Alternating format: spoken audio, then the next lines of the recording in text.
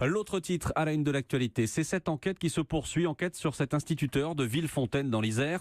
L'affaire avait éclaté il y a 3 ans. Cet enseignant était suspecté d'avoir violé ou agressé plusieurs dizaines de ses élèves.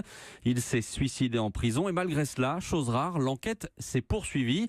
Et ce que les gendarmes ont découvert, Pierre de Cossette, c'est qu'il y avait de nouvelles victimes qui avaient oublié leur agression. Oui, quand souvent une victime d'agression sexuelle se souvient mais n'a pas de preuves, cette fois c'est l'inverse. Ce sont des enquêteurs qui ont découvert des preuves pour des viols que les victimes avaient effacés de leur mémoire. Les investigations auraient pourtant pu s'arrêter il y a 1 an quand Romain Farina s'est suicidé en détention, sauf que 3 jours plus tôt, à son domicile, les gendarmes avaient découvert une quantité astronomique de photos, plus de 500 000, et de vidéos, plus de 10 000. Et donc, malgré ce qu'on appelle l'extinction de l'action publique en raison de la mort du suspect, la justice a souhaité continuer à travailler avec l'hypothèse assez improbable de complicité, avec sans doute davantage le devoir de vérité pour les familles. Et c'est ainsi que les gendarmes, en exploitant ces photos et ces vidéos sur le matériel informatique du pédophile, ont identifié 8 nouvelles victimes. Il a fallu les entendre et pour 3 d'entre elles, leur apprendre ce qu'elles avaient subi. Elles avaient, si l'on peut dire, oublié ce qu'on appelle l'amnésie traumatique. C'était non pas à Villefontaine, mais bien avant, à Vénissieux, au début des années 2000, abusées alors qu'elles avaient 5-6 ans,